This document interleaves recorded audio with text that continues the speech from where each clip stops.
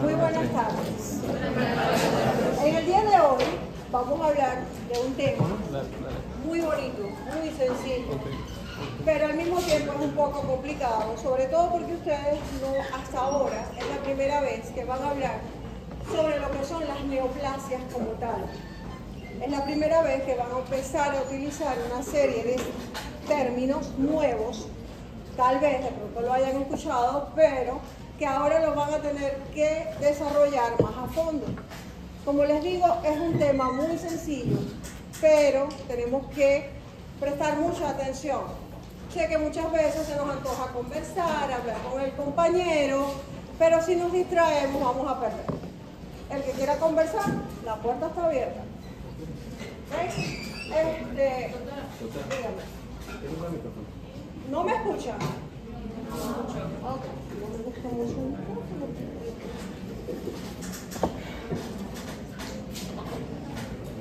Ok, vamos entonces a comenzar con neoplasias.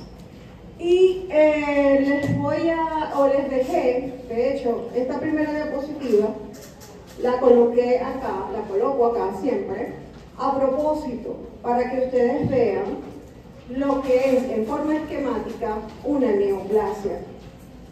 Como pueden ver, acá tenemos un epitelio plano estratificado no queratinizado.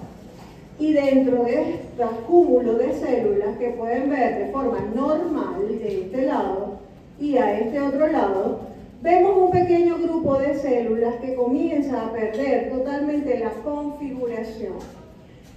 Entonces, una neoplasia no es más que eso, una formación de tejido nuevo que crece, por allí viene el término neo, una formación de tejido nuevo que crece a una mayor velocidad que aquel que le dio origen y que aun cuando quitemos todo el efecto lesivo, él va a continuar creciendo en forma descontrolada, en una forma más rápida que aquel que le dio origen.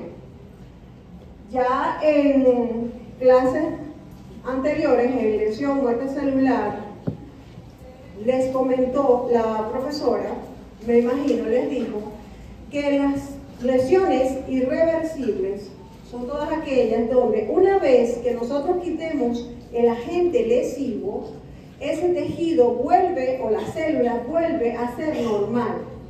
Eso debieron haberlo visto ya en lesión celular reversible.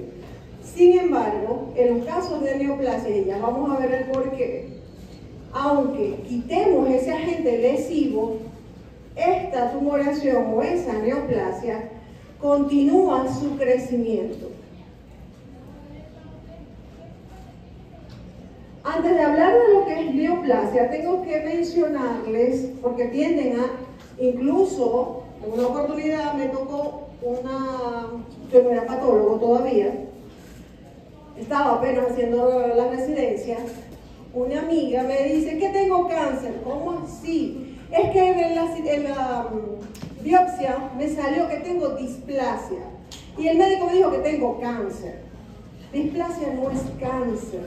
Por eso siempre les hago la acotación, le coloqué esta diapositiva para explicarles que displasia no es cáncer.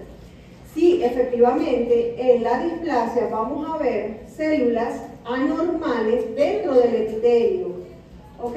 Más sin embargo, no es cáncer. Ya dijimos que la neoplasia es una formación de tejido nuevo que crece a mayor velocidad que aquel que le dio origen, mientras que displasia es la presencia de células atípicas o anormales dentro de un epitelio. Y acá tenemos una fotografía de cuello uterino. El ejemplo típico, tenemos un epitelio plano estratificado, no queratinizado, donde las células conservan polaridad, conservan núcleos pequeños, son estos pequeños puntitos morados que ven acá, son núcleos pequeños, redondos, uniformes. Sin embargo, la displasia puede ser leve, moderada o severa. Acá en la primera fotografía vemos como las células del tercio inferior comienzan a presentar displasia, es decir, fíjense la diferencia de estos núcleos con respecto a estos. En la segunda fotografía tenemos displasia moderada. Fíjense este núcleo de acá, muy grande, donde la displasia alcanza el tercio medio del epitelio, y acá donde los núcleos o las células atípicas alcanzan todo el epitelio. Eso es displasia, la presencia de células atípicas o anormales dentro del epitelio, que puede ser leve, moderada o severa. Leyendo la diapositiva, término que describe la presencia de células anormales en un tejido u órgano. Displasia no es cáncer, pero es una lesión premaligna, claro, sobre todo en pacientes con MIC3, pacientes que no sean tratadas a tiempo. Ese MIC3 puede llegar a un carcinoma in situ y de no ser tratada a un carcinoma invasivo.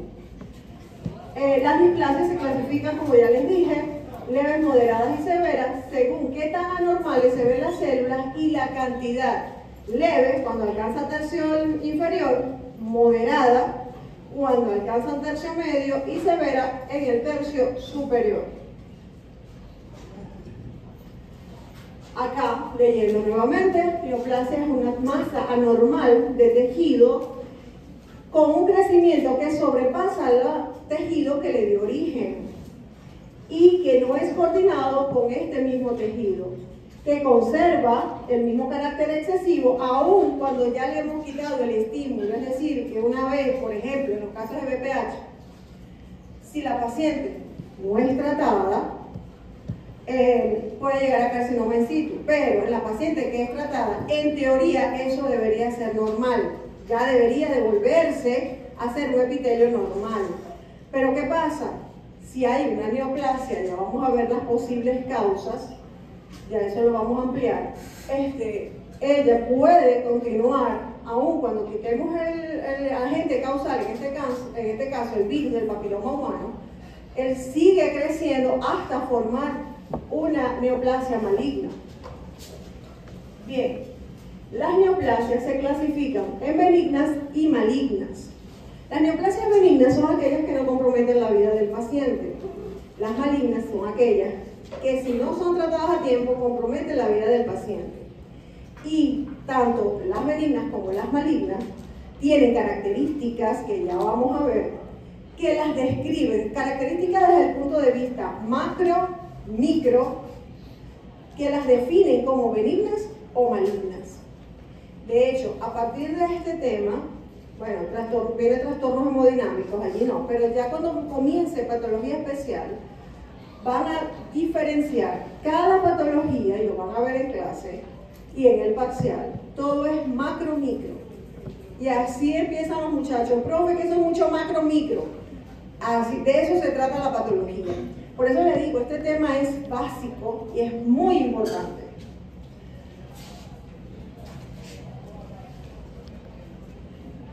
Ok, esta fotografía se la traigo porque yo sé que si les pregunto algo de histología, muchas se van a quedar mirando para el techo. Esta es una fotografía de piel en forma microscópica. Perdón, me fui. Ok, en forma microscópica y en forma esquemática. Todo órgano tiene un epitelio y un mesénquima.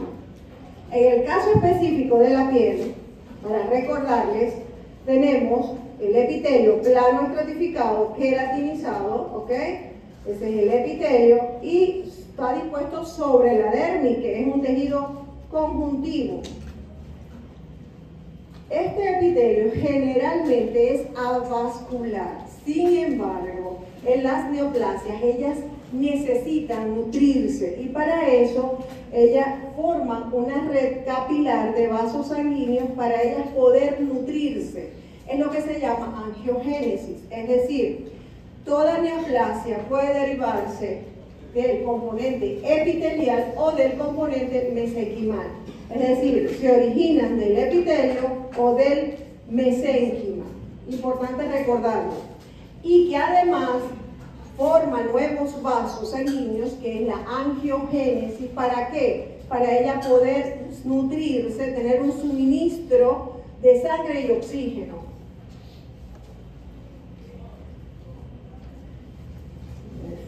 Ok.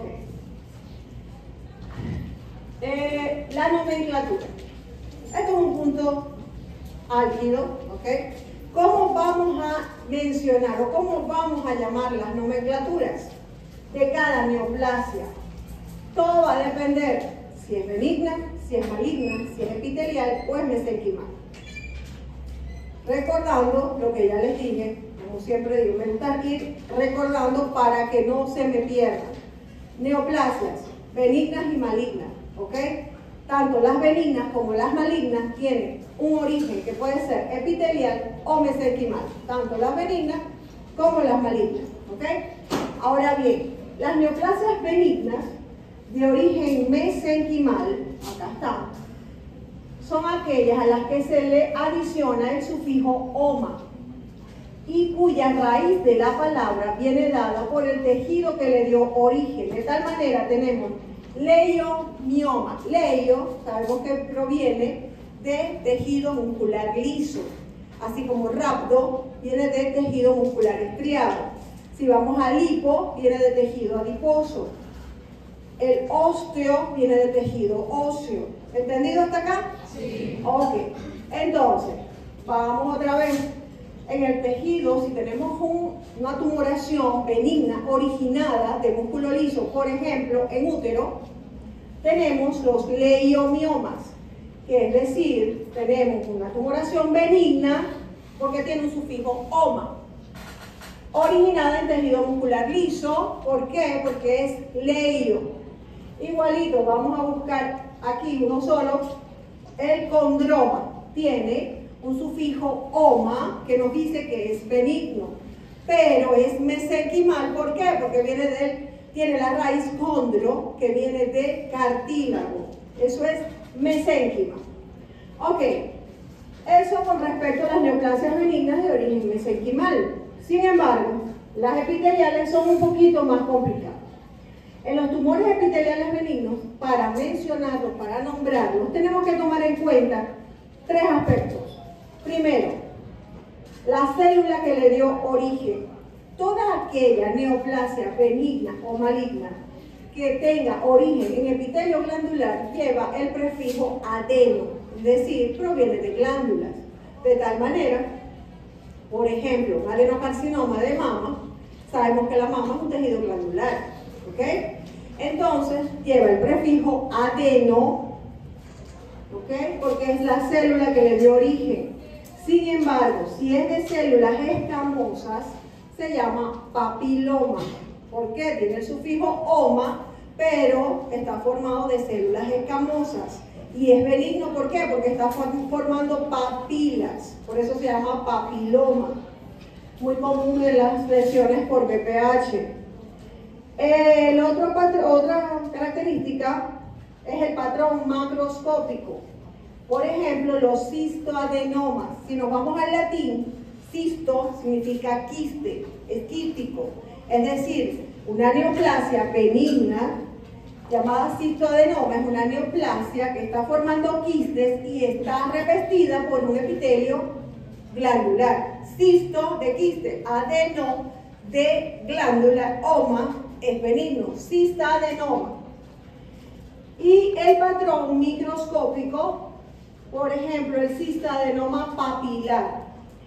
El cista de quiste, adeno, porque está revestido por epitelio glandular, oma, porque es benigno, y papilar, porque en su configuración microscópica está formando papilas. ¿Saben lo que es una papila? ¿Alguien sabe lo que es una papila? ¿No? Ok.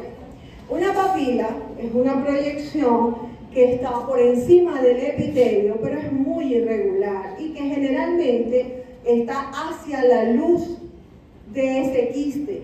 Es decir, es como ver un dedito que sale de la superficie de ese quiste hacia la luz del quiste, pero es de forma irregular, a diferencia de los pólipos, y comenzamos aquí a ver las incongruencias dentro de la nomenclatura establecida por la Organización Mundial de la Salud. Tenemos el pólipo. ¿Tiene sufijo oma? No, pero es una neoplasia benigna. Es una neoplasia benigna y es de origen epitelial. Sencillamente es un sobrecrecimiento de la mucosa de un órgano, del epitelio de un órgano, no es la mucosa, es solamente el epitelio, hacia la luz de ese órgano. Pero a diferencia de la papila, es completamente lisa y uniforme. Entonces, recordando, neoplasias benignas, mesenquimales, sufijo oma, raíz de la palabra, tejido que le dio origen, ¿ok? Tumores epiteliales benignos, ¿cómo se mencionan o cómo se llaman o cómo se nombran o cómo es la nomenclatura de una neoplasia epitelial benigna? Porque cualquiera de esas formas puede salir en el parcial, ¿ok? ¿Cómo se menciona? Hay que tomar en cuenta tres características. Primero, célula que le dé origen. Segundo, patrón macro. Tercero, patrón micro. Y tenemos los ejemplos, ¿ok? ¿Entendido? Sí. Si se van quedando, me avisan porque es importante que entiendan este tema. Ok. Neoplasias malignas. A diferencia de las anteriores, las neoplasias mesenquimales malignas tienen el sufijo sarcoma. E igual que aquellas, la raíz de la palabra viene dada por el tejido que le dio origen. Tenemos osteosarcoma, quiere decir que es una neoplasia maligna originada en hueso. Leiomiosarcoma, es decir, sarcoma maligno, ¿ok? Neoplasia maligna mesenquimal originada en músculo liso. Y así sucesivamente tenemos el hemangiosarcoma, el fibrosarcoma. Ok, esta es muy sencilla. Sin embargo, nos vamos a los tumores epiteliales, un poquito más complicado. Primero, llevan siempre el prefijo carcinoma. Todas las neoplasias malignas mesenquimales son sarcomas. Neoplasias malignas epiteliales son carcinomas. ¿Ok? Lo primero que tenemos que colocar es carcinoma. Tipo de célula que le originó. Si, por ejemplo, ya les di el ejemplo de la glándula mamaria, es una glándula mamaria, glándula prostática, en endometrio, que también tenemos tejido glandular, ¿cierto? Tenemos que adicionar el término adeno, porque proviene de glándula. Entonces sería adenocarcinoma. ¿Ok? Y por último, especificar siempre el órgano de dónde proviene. Es decir, si por ejemplo es un carcinoma, un esófago, cuyo epitelio es plano estratificado y no queratinizado, tenemos que decir que es un carcinoma de células escamosas de esófago. Fíjense, carcinoma, ¿de qué tipo de células? Escamosas. ¿De qué órgano? Esófago. En el caso de la próstata, que también es tejido glandular, primero adeno, porque es de tejido glandular. Carcinoma, ¿de qué órgano? De próstata. Y así nos vamos, por ejemplo, en glándula suprarrenal, un adeno, si es la parte glandular, ¿ok? Adeno, carcinoma de glándula suprarrenal, así tal cual, tienen que especificar. Y acá está el ejemplo que ya les di: carcinoma de células escamosas de piel, de esófago, de exocervix, puede ser en el exocervix, del cuello uterino, exocervix, de carcinoma de células escamosas, o puede ser un adenocarcinoma de endocervix, ¿ok? Que es de tipo glandular. También tenemos los adenocarcinomas de glándula mamaria, tiroides, de colon, de estómago, que son epitelios glandulares. Se le coloca el término adeno antes de la palabra carcinoma. Si no, sencillamente carcinoma de células escamosas y el órgano. Ahora bien, a veces para los patólogos no es tan fácil decir esto es epitelial, esto es mesenquimal. Hay tumores que han perdido total configuración, que no se parece a nada, ni al epitelio, ni al mesenquima, ni a ningún epitelio conocido o por conocer. Sencillamente son tumores indiferenciados o tumores pobremente diferenciados, y ya eso lo vamos a ver. Estos tumores generalmente tienen que ir a inmunistoquímica, también ya lo vamos a explicar. Acá tenemos varios ejemplos de microfotografías. Fíjense, esto es un carcinoma, adenocarcinoma de colon. ¿Por qué? Porque tengo formación de glándulas. ¿Ok? Entonces tengo adeno porque forma glándula, carcinoma, ¿por qué? Porque yo estoy viendo primero que se perdió la arquitectura normal, histológicamente hablando, y aunque no se logra ver de pronto no lo ven desde el sitio donde están, acá vemos muchas características de una célula neoplásica, que ya las vamos a estudiar. Acá tenemos un pólipo, que es el sobrecrecimiento del epitelio en forma lisa y uniforme hacia la luz del órgano y está formado completamente por el epitelio, como les digo, de glándulas en este caso. Acá tenemos un leiomioma, fibras musculares lisas dispuestas en fascículos que se entrecruzan.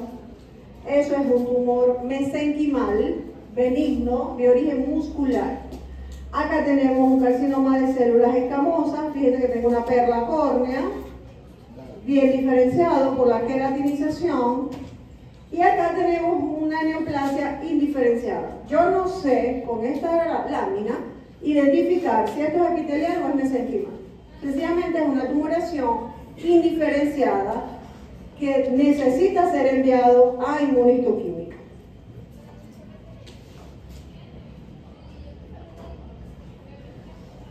Ok, ya les expliqué que hay tumores, tanto benignos y malignos, que son de origen mesenquimal y epitelial. Sin embargo, tenemos este otro pequeño grupo, que son los tumores mixtos. Los tumores mixtos quiere decir que se componen de tanto tejido epitelial como de mesénquima. Y de ejemplo tenemos varios, entre ellos los fibroadenomas. ¿Saben lo que es el fibroadenoma? Una tumoración de mama, ¿la conocen? ¿La han escuchado? Ok, tenemos el adenoma pleomórfico, mucho más raro para ustedes. El adenoma pleomórfico de glándulas salivales tiene un componente, como pueden ver acá, epitelial, está formado por estos pequeños ductos que se asemejan a glándulas, aunque también tengo pequeños grupos e islotes, aquí tengo cordones. Y estas células están inmersas en este estroma mixoide. Este es el componente epitelial y este es el componente estromal o mesenquimal. Este mesénquima no solamente, allí se ve solamente el componente mixoide, pero allí incluso en este tipo de tumores puede haber hueso, puede haber cartílago, eso es en glándulas salivales, y además tiene el componente epitelial. Otro muy conocido, de pronto este sí lo han escuchado, es el teratoma quístico de ovario. Fíjense que esto es ovario, y lo que menos tengo es estroma ovárico. Tengo un epitelio respiratorio, tengo acinos mixtos, tengo acinos mucosos, que son de glándulas salivales, y tengo tejido condroide, es decir, tengo un componente epitelial, y aparte tengo un componente mesenquimal. ¿Entendido hasta acá? Ok, esta pequeña lista, creo que está en Robbins, ahí lo pueden ver, es para que ustedes vean más o menos la contraparte de las neoplasias mesenquimales y las neoplasias epiteliales, tanto benignas como malignas. Y acá vamos a ver otras incongruencias, además del pólipo, que ya se los mencioné. Por ejemplo, tenemos tumores mesenquimales benignos, fibroso, fibroma, fibrosarcoma, ¿ok? Es la contraparte maligna. Igual así en el tejido adiposo y cartilaginoso, tejido óseo, que ya lo vimos, ¿ok? En vasos sanguíneos tenemos el hemangioma y el angiosarcoma o hemangiosarcoma. Hay, sin embargo, algunos neoplasias que son de origen vascular y tienen nombres propios, por ejemplo, el sarcoma de Kaposi. El sarcoma de Kaposi es un tipo de angiosarcoma, pero que tiene un nombre propio. Sin embargo, sigue siendo un angiosarcoma. En los vasos linfáticos tenemos el linfangioma y el linfangiosarcoma. En el mesotelio, tumor fibroso benigno. Y el mesotelioma es una neoplasia maligna. Y ustedes me dirán, ajá, pero tiene el sufijo oma. Exacto. Acá tenemos otro, linfoma. También tiene el sufijo oma, pero es una neoplasia maligna. Tenemos el seminoma, que es una neoplasia maligna. Y tenemos el digerminoma, que también es una neoplasia maligna. Pero todos tienen sufijo oma. Sencillamente son términos arraigados cuya la Organización Mundial de la Salud, aún cuando ha hecho actualización sobre actualización de diferentes tipos de tumores, por eso es que el patólogo no deja de estudiar, todos los años hay una nueva clasificación, una nueva actualización. Sin embargo, estos términos han sido arraigados y nunca han sido cambiados y se siguen llamando así. Aunque tienen el sufijo oma, ellos siguen siendo neoplasias malignas. También tenemos otra incongruencia que son las leucemias. No tiene el sufijo sarcoma porque es una neoplasia mesenquimal. Ojo, esto es de tejido hematopoyético, esto es mesenquimal. Y no tiene el sufijo sarcoma, sin embargo es una neoplasia maligna. ¿Okay? Las leucemias. Y bueno, ya por último tenemos músculo liso, que ya lo vimos, y músculo esquelético. Ok. Las neoplasias de tipo epitelial, ya les mencionaba el papiloma de células escamosas, cuya contraparte maligna es el carcinoma de células escamosas, anteriormente conocido como epidermoide, y aún muchos dermatólogos continúan con esa clasificación vieja, pero eso es viejo, eso es de antes, ya eso no se usa. Ni el carcinoma epidermoide, ni el carcinoma espinocelular, también utilizado por los dermatólogos. Sencillamente es carcinoma de células escamosas. Aquellas originadas en las células basales de la epidermis, que es el carcinoma vasocelular. Aquellos originados en glándulas, ya los mencionamos, los adenocarcinomas, igualito tenemos los cistaderocarcinomas o cistadenoma.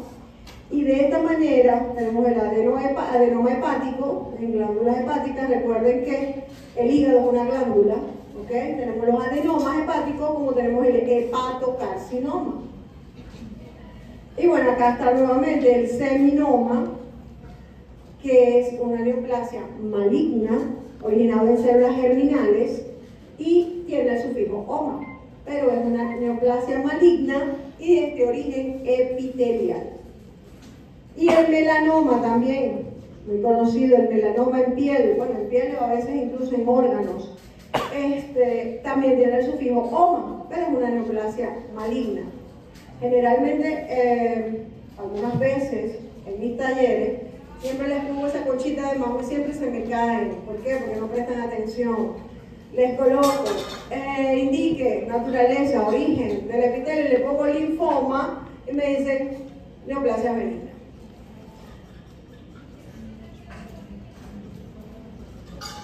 Ahora bien, dentro de las neoplasias malignas, tanto sarcoma, que es de origen mesenquimal, y el carcinoma, que es de origen epitelial, tenemos ciertas diferencias.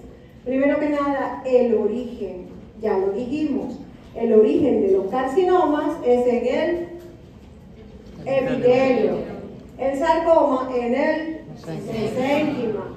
Ahora, la vía de diseminación, si vamos a Robbins nos dice, ambas neoplasias, tanto los carcinomas como los sarcomas, se pueden diseminar por ambas vías, tanto la diseminación linfática como la diseminación hematógena, y eso es correcto.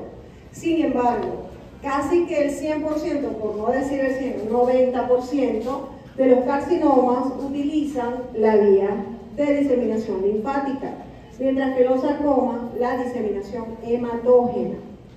La prevalencia de aparición, lo muy frecuente entre las neoplasias malignas son encontrar carcinomas. Los sarcomas son poco frecuentes, pero la mayor prevalencia son de los carcinomas. Sin embargo, los carcinomas son de pacientes adultos o adultos mayores. Los sarcomas casi siempre, casi un 100%, aparecen en niños y adolescentes. Sin embargo, no siempre, ¿no? Pueden aparecer sarcomas en pacientes adultos, por supuesto que sí, pero lo más frecuente es que sea en niños. Ok, ahora vamos a hablar de las diferencias entre neoplasias benignas y malignas. Y hay varias diferencias. Lo principal, grado de diferenciación y anaplasia.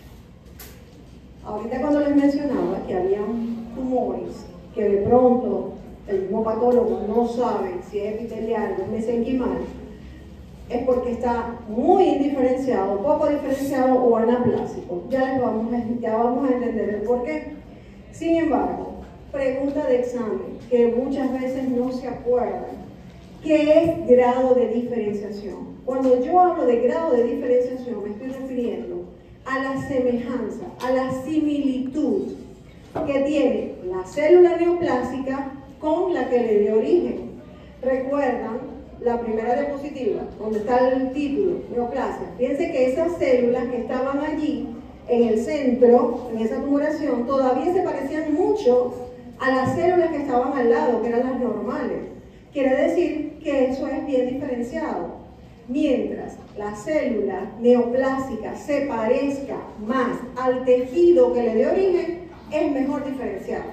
Si llega a un punto donde no se parece en nada, sencillamente es indiferenciado.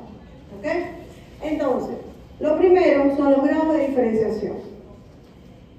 Las neoplasias benignas siempre son bien diferenciadas. Las neoplasias benignas, no queriendo decir que una tumoración, por ejemplo, un leiomioma, puede ser que hay leiomiomas pequeños de 2 centímetros, como de pronto me han llegado leiomiomas o úteros o leiomiomas que tengo que colocarlo en un tubo de esos grandes porque no caben en ningún envase, no queriendo decir que porque es muy grande eso es maligno. No, las neoplasias benignas siempre son bien diferenciadas.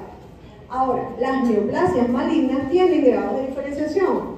Tenemos las grado 1 o bien diferenciadas, grado 2 moderadamente diferenciado, grado 3 poco diferenciado, grado 4 indiferenciado y anaplásico, que es el máximo grado de indiferenciación.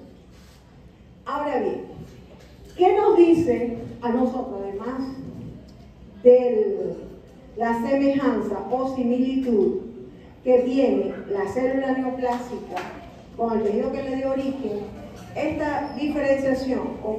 ¿Cuáles son estas características de una célula que es neoplásica? Como les dije ahorita cuando les mostré la foto del adenocarcinoma. Les dije, esto está formando glándulas, pero yo sé que esto no es una glándula normal. ¿Por qué? Porque yo estoy viendo características de malignidad. ¿Cuáles son estas características? Acá las tenemos. Primero, pleomorfismo nuclear y celular. Los núcleos, cuando hay una neoplasia benigna, son redondos o alargados, dependiendo del tejido donde estemos, pero son uniformes, son pequeños. Cuando hay pleomorfismo, quiere decir que hay diferentes formas en los núcleos. De pronto tenemos núcleos redondos, núcleos estrellados, núcleos fusiformes, dentro de un mismo tejido, tanto a nivel del núcleo como a nivel celular. La hipercromacia, es decir, el núcleo se vuelve muy intenso. Ya lo vimos en el taller, por lo menos con mi grupo. ¿Qué es lo que nos colorea el núcleo? La hematoxilina.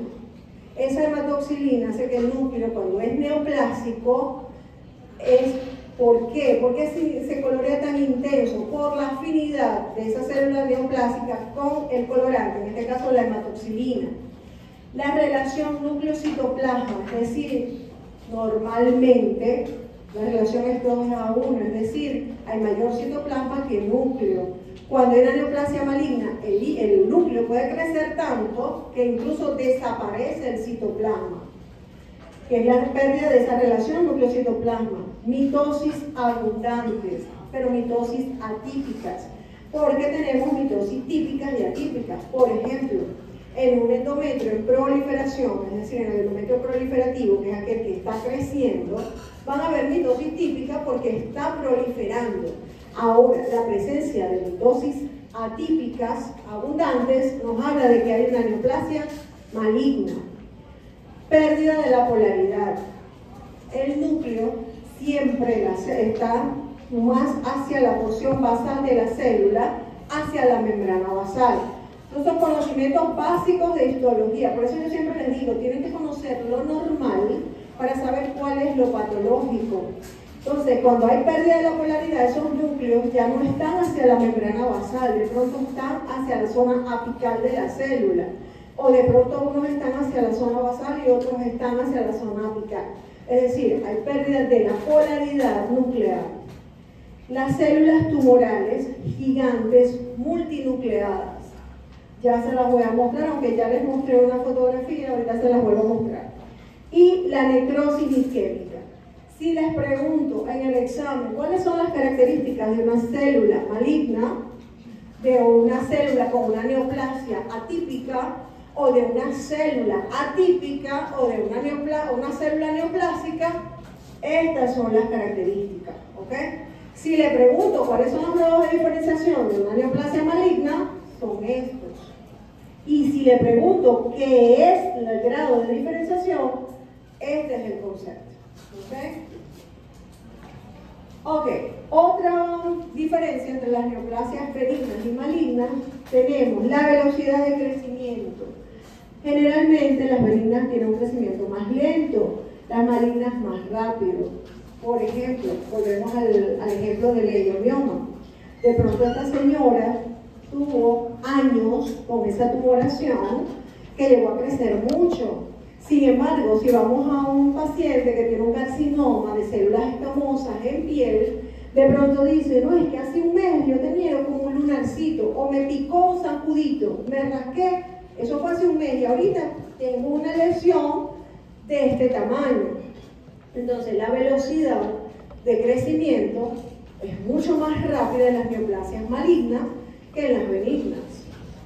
La invasión local. En el caso de las benignas, ellas tienen un crecimiento expansivo. ¿A qué me refiero con expansivo? Por ejemplo, en los adenomas de tiroides, o incluso en el leiomioma que les acabo de mencionar, él va creciendo y va comprimiendo el tejido normal, no lo invade. Sencillamente crece, crece, crece, se expande, pero no invade el tejido, si se quiere hasta lo comprime. Y eso es uno de los ejemplos incluso de atrofia endometrial por compresión, porque a veces una paciente joven pero tiene un endometrio atrófico. Ah, no, es porque tenía un leiomioma de ubicación submucosa, es decir, está adyacente en la cavidad uterina y me está comprimiendo el endometrio, porque él va creciendo en forma expansiva y comprime lo que tiene a su alrededor. Incluso en las tiroides, eso puede incluso llegar a formar un tejido fibroso que se convierte hasta en la misma cápsula de la neoplasia o de la tumoración benigna. Acá dice, acá tenemos crecimiento expansivo solo de manera local, pueden llegar a formar cápsulas fibrosas y son bien delimitados. No tienen necrosis, que es una de las características de las neoplasias malignas. No rebasa el límite del órgano donde se está formando y puede presentar signos de compresión o dolor local. En cambio, en las malignas, ella, aparte de que va creciendo en forma, por ejemplo, el leiomiosarcoma, que es una neoplasia maligna mesenquimal, él puede ir creciendo también en forma expansiva, pero al mismo tiempo va invadiendo el miometrio que lo rodea, no va formando esa cápsula, sencillamente se expande, pero infiltra en forma local el tejido que tiene adyacente. Destruye incluso el tejido circundante, sale del límite de su órgano, en el caso que hace metástasis, ya vamos a hablar de eso. Por ejemplo, en el cáncer de cuello uterino. El cáncer de cuello uterino, ya en estadios avanzados, además de que está en el exocervix, él puede invadir incluso la pared vaginal, la vejiga que tiene al frente o incluso el intestino, el recto que tiene acá atrás. Eso es la invasión en forma local y destructiva de una neoplasia maligna. Las metástasis, los benignos nunca metastatizan. Los malignos hacen metástasis, pueden ser por vía linfática, por vía hematógena, que ya lo vimos. Ellos invaden el vaso sanguíneo y llegan en órganos a distancia. Pueden ser, dependiendo de la localización, incluso cerebro, hueso, en fin.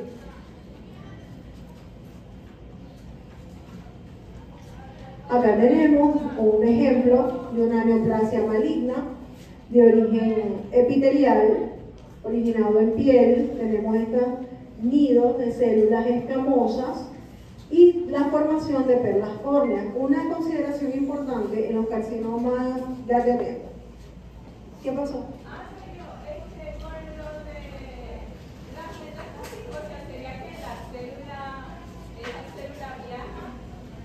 Exacto, esa célula viaja, la metástasis es cuando las células viajan o invaden los vasos sanguíneos, los linfáticos y viajan. Mire, en una oportunidad, no fue mi caso, fue el caso de otro patólogo, teníamos una neoplasia metastásica de un paciente que ya sabemos la relación, si lo recuerdan, es la relación que tiene el hígado con los vasos portales y la vena cava inferior, ¿cierto? Sí. Ok. En esa oportunidad este paciente tenía una neoplasia en hígado que por esa vía hematógena llegó al corazón. Fíjense, lo que hacen las metástasis pueden ser por vía sanguínea, por vía linfática o las siembras, que ya las vamos a ver. Ok, una cosa importante a considerar en los carcinomas de células escamosas es que mientras más queratina tenga, es mejor diferenciado. ¿Por qué? Porque la piel tiene queratina. Esa es su histología normal. Entonces, esto es un carcinoma de células escamosas, bien diferenciado porque tiene abundante queratina. En este caso, vuelvo a decirlo, es una neoplasia de origen epitelial. Es un carcinoma originado de qué célula? Escamosa. ¿De qué órgano? En este caso, de piel. Acá tenemos, ya claro, esto ya tiene el diagnóstico previo de inmunistoquímica, donde nos pudimos dar cuenta que era un tractomesarcoma. Pero fíjense, es una neoplasia de estas indiferenciadas. ¿Por qué? Porque yo no sé si esto es epitelial o mesenquimal. Sencillamente se le realizó inmunistoquímica y se determinó que era un rhabdomyosarcoma. Y acá tenemos las células gigantes multinucleadas de tipo tumoral, porque cuando vieron inflamación debieron haber visto las células gigantes multinucleadas tipo Langhans, tipo Taunton o las tipo cuerpo extraño, ¿cierto? Sí. Ok. ¿Verdad que no se parecen en nada a aquellas? Porque estas son las células gigantes multinucleadas de tipo tumoral, características de las neoplasias malignas. Fíjense los núcleos, como son pleomórficos, tengo núcleos redondos, núcleos más grandes, tengo además la cromatina es muy densa y hay pérdida de la relación núcleo-citoplasma. Acá tenemos otra célula, fíjense, esta célula muy diferente a esta que está acá, a esta que está acá. Hay pleomorfismo celular. Tengo pleomorfismo celular, pleomorfismo nuclear. Hay pérdida de la relación núcleo-citoplasma en esta. Por ejemplo, fíjense que aquí solamente veo núcleo, no veo citoplasma, creo que tiene un puntito de citoplasma acá. Entonces, son características de una célula neoplásica o con anaplasia, una célula maligna.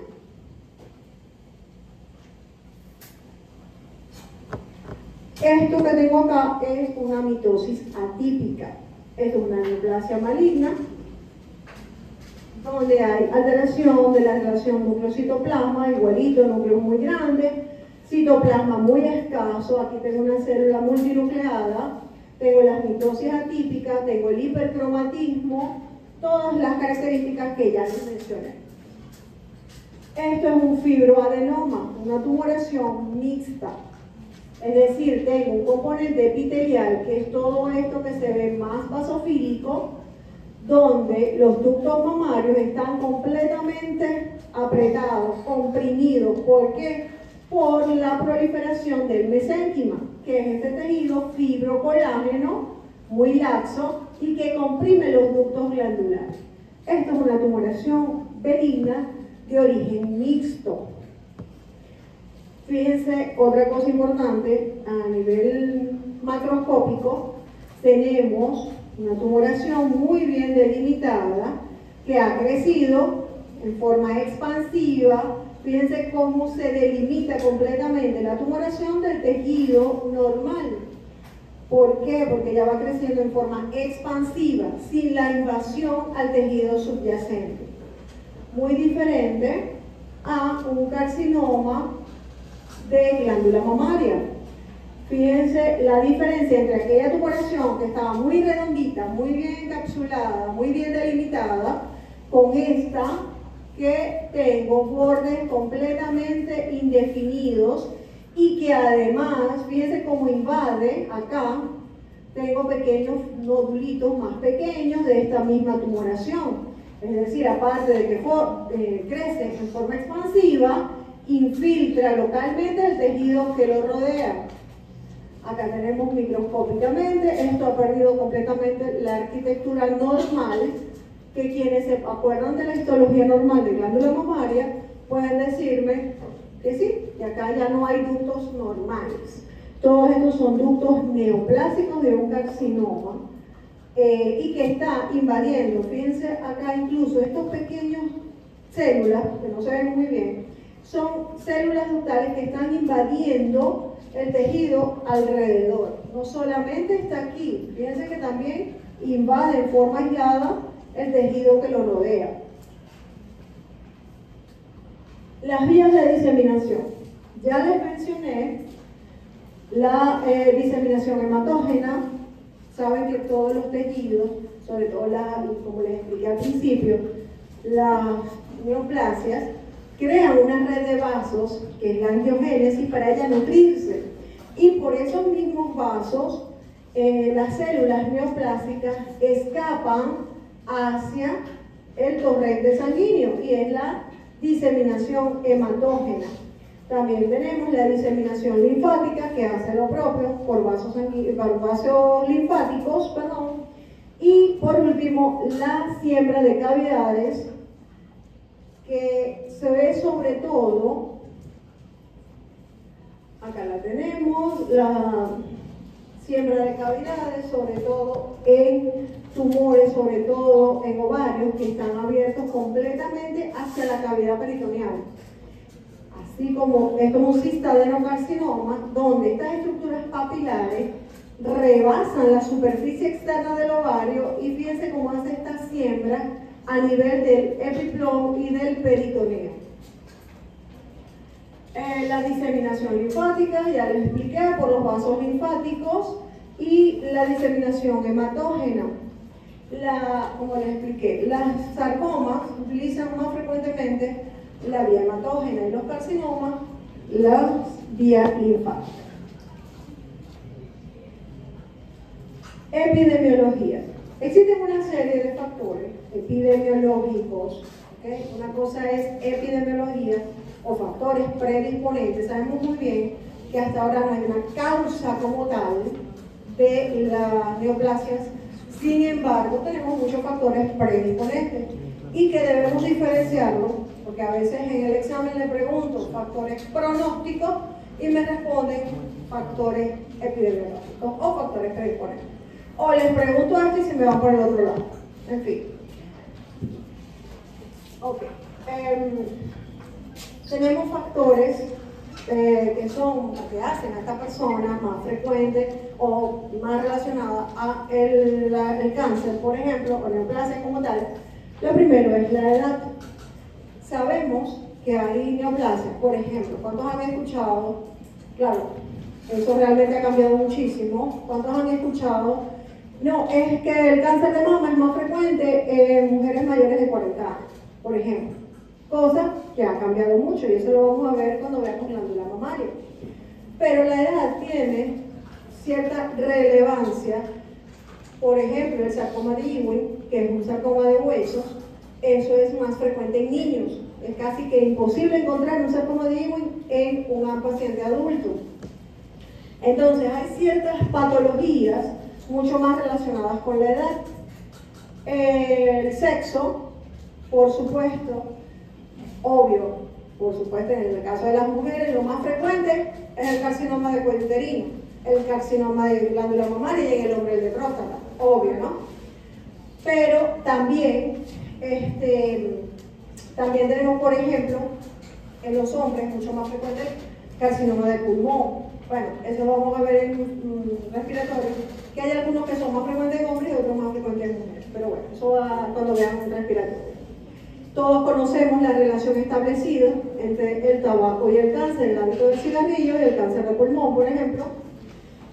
Con respecto a la dieta, se dice, o lo dice la literatura, que en pacientes asiáticos es mucho más frecuente el cáncer gástrico, mientras que en afroamericanos o ya en Estados Unidos, por decir algo, es mucho más frecuente el cáncer de pulmón porque hay más fumadores, mientras que en los pacientes asiáticos sabemos que ellos consumen muchos condimentos o sustancias picantes, igual que en México.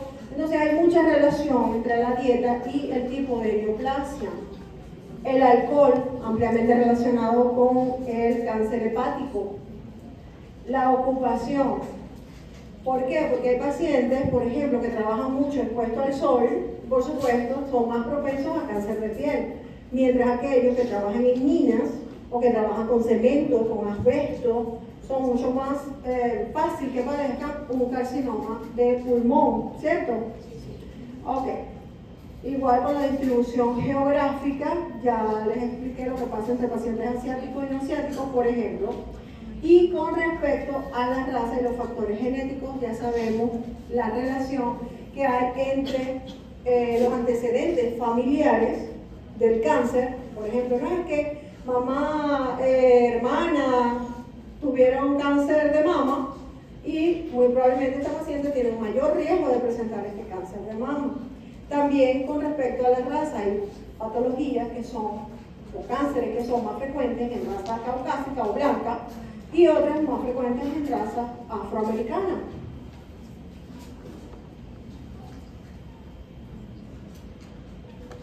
Ok, agentes carcinógenos.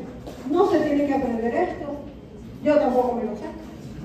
Eso es para que ustedes sepan que tenemos compuestos químicos, las radiaciones, cómo están relacionados con la aparición del cáncer.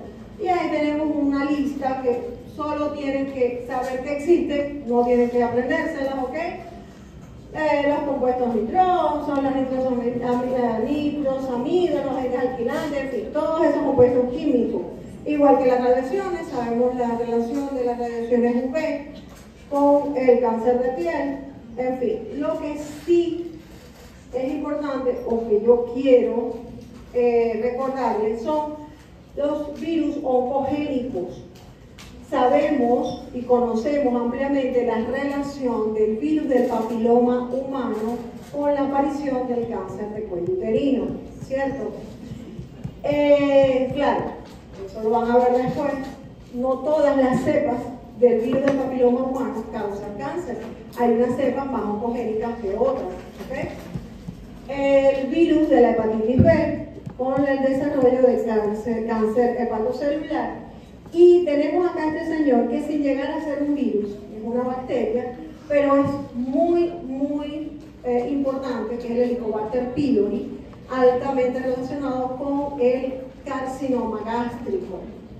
Estos son los tres virus y bacterias que son ampliamente relacionados con la aparición del cáncer o neoplasia. ¿Okay?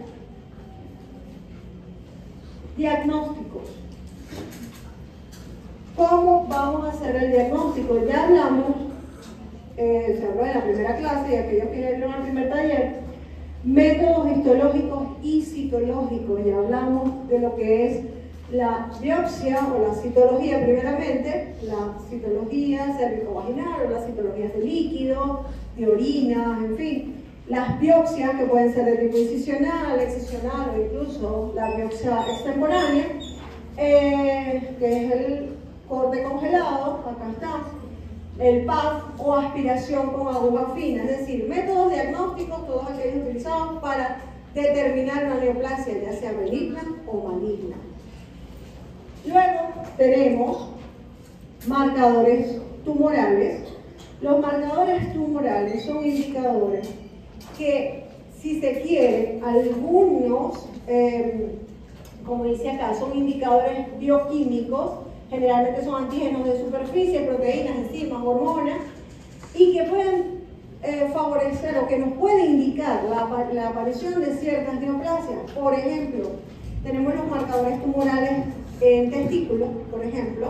Cuando nosotros tenemos una alfa-fetoproteína, nosotros podemos pensar, bueno, esto es un tumor del seno endodérmico, por ejemplo, eso lo van a ver luego cuando vean un masculino, pero existen ciertas patologías que tienen estos marcadores y que una vez que puedan ser hallados en sangre, nos puede indicar cierto tipo de neoplasia. Esto es importante. ¿Cuál es la importancia de los marcadores tumorales? Evaluar la respuesta a un tratamiento y posibles recidivas. ¿Por qué les hago mención de esto? Porque, aunque son muy importantes, los marcadores tumorales no son 100% específicos. ¿En qué forma? El hecho que una alfa-fetoproteína, en el caso que les estoy hablando, el hecho que una alfa-fetoproteína esté negativa, no quiere decir que este paciente no lo tenga. Si tengo un testículo que está aumentado de tamaño, que está sin dolor, en fin, tengo todas las características clínicas, le hago una punción y resulta que hay un tumor del seno endodérmico y de pronto el marcador tumoral está negativo. Puede suceder. Yo siempre les cuento esto a los muchachos porque me sucedió en una oportunidad con una necropsia, paciente adulto, un mes hospitalizado, marcadores negativos, incluso biopsia por punción negativa que la hice yo y salió negativa, no había nada. Y cuando el paciente fallece, la hija me dice, yo quiero que le hagan la autopsia porque yo quiero saber de qué murió mi papá. Tenía un cáncer de páncreas metastásico a todos los órganos, pero justo cuando le tomaron la biopsia por punción de hígado, no llegaron a la neoplasia, se quedaron en el tejido sano. Y fíjense, los marcadores estaban negativos. Y había una neoplasia maligna poco diferenciada, metastásico a todos los órganos. Entonces, son muy buenos, pero no son 100% específicos. ¿Ok? El otro método diagnóstico tenemos la inmunohistoquímica, que ya le he mencionado en varias oportunidades. ¿Cuál es la utilidad de la inmunohistoquímica? Es un estudio muy especializado que utiliza ciertos marcadores dependiendo del tipo de neoplasia o del tejido del cual estamos estudiando. No lo hacen todos los patólogos, ¿ok? Solamente aquellos que han hecho la subespecialidad. Tiene como finalidad diagnóstico y clasificación de tumores indiferenciados. Primero, aquellos tumores donde no sabemos ¿es epitelial, es mesenquimal? No sé. Sencillamente es un tumor indiferenciado, poco diferenciado o anaplásico. Hay que hacer la inmunohistoquímica para que me dé el diagnóstico definitivo de esa neoplasia. Categorización de leucemias y linfomas. Por HE, que es la biopsia común, la biopsia en parafina, la usual, podemos decir que tiene un linfoma, podemos decir si es un linfoma no Hodgkin, un linfoma de Hodgkin, o una leucemia, si es leucemia mieloide, o si es una leucemia linfoide o linfoblástica, pero solo la inmunohistoquímica nos da la categorización o inmunofenotipo definitivo de cada una de estas patologías. Determinación del sitio primario en tumores metastásicos. Por ejemplo, puede ser que un paciente X le encuentran o una tumoración o él va al médico, no, porque tengo una pelotita en la axila. Cuando el médico lo examina, el cirujano decide, bueno, vamos a hacerle biopsia, toma ese ganglio y lo envía a biopsia y resulta que allí en ese ganglio hay una metástasis, pero de un tumor pobremente diferenciado. No sabemos de dónde viene porque no se parece a nada, porque es pobremente diferenciado. Lo enviamos a inmunohistoquímica que nos va a dar el sitio de origen primario, dónde se originó esa tumoración, porque no es de ganglio, es metastásico. ¿Ok? Y la detección de moléculas con valor pronóstico o terapéutico. Con respecto a esto, siempre les aclaro a los muchachos que cuando a una paciente, por ejemplo, se le practica o tiene una tumoración de mama, se le hace una biopsia incisional, una biopsia por truco, y se diagnostica, por ejemplo, no, esta paciente tiene un carcinoma ductal bien diferenciado, un carcinoma ductal infiltrante bien diferenciado. ¿Se envía inmuno o no se envía inmuno? debería, pero aquí es donde yo les voy a explicar que sí tiene que enviarse a inmuno. ¿Por qué? Porque en la inmuno se nos determina ciertos marcadores que puede o no presentar esa tumoración. Eso lo vamos a ver en glándula mamaria. El carcinoma ductal, por ejemplo, si es un marcador estrógeno, progesterona positivo, es de mejor pronóstico. Si no lo es, o si tiene otro tipo de receptores como el HER2-neo, es de mal pronóstico. Entonces, ¿quién me determina esas moléculas? La inmunohistoquímica. Aun cuando sepamos que es un carcinoma, ¿qué tipo? Porque les estoy diciendo que es un ductal. Aun cuando nos está diciendo el patólogo, es bien diferenciado, igualito yo necesito, sí porque sí, hacerle la inmuno a ese bloque de parafina. ¿Por qué? Porque es el que me va a decir qué tipo de marcador está presente en esta neoplasia, si es de buen pronóstico o de mal pronóstico. Pregunta de examen, muchachos. La utilidad de la inmunohistoquímica. Diagnóstico molecular. Muy costoso, por cierto. No lo están haciendo acá, por cierto. Diagnóstico de neoplasia, aunque tengo entendido que el doctor Aulo últimamente hizo o estaba en la creación de un proyecto de ese tipo. Diagnósticos de neoplasias malignas. Esta es la utilidad de la técnica. Pronóstico de las neoplasias malignas y detección de la enfermedad mínima o residual.